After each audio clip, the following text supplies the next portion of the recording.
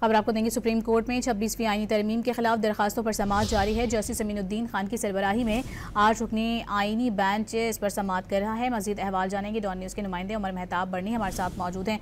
उमर, अब तक की होने वाली समाअत का अहवाल बताएगा?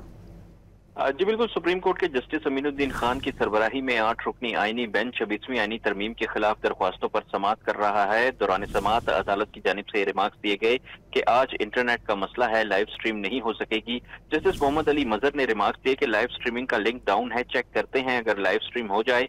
दौरान समाअत वकील आबिद जुबैरी जो कि पाकिस्तान बार कौंसिल के छह साबिक सदूर के वकील हैं, उनकी जानिब से मुख्तलिफ अदालती फैसलों के हवाले दिए गए और अपने दलाइल जारी रखते हुए कहा गया कि पार्टी जज पर एतराज नहीं कर सकती। मुकदमा सुनने ना सुनने का इख्तियार जज के पास है।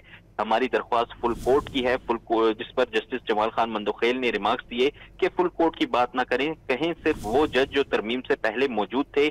एक तरफ आप 16 जजेस का कह रहे हैं और दूसरी तरफ इज्तिमाई दानिश की बात कर रहे हैं। जस्टिस जमाल खान मंदोखेल ने मजीद कहा कि हमारे सामने इस वक्त 191A मौजूद है जो आइन का हिस्सा है। कुछ लोग कहते हैं 191A को साइड पर रख दें, कैसे रख दें? जस्टिस आयशा मलिक ने रिमार्क्स दिए कि इस हवाले से जजमेंट मौजूद है जिसमें लिखा हुआ है, जिस पर जस्टिस जमाल खान मंदोखेल ने जस्टिस आयशा मलिक से मुकालमा करते हुए कहा कि वकील को जवाब देने दें, बेंचेस सुप्रीम कोर्ट रूल्स के मुताबिक बनाए जाएंगे। आप अपडेट कर रहे थे।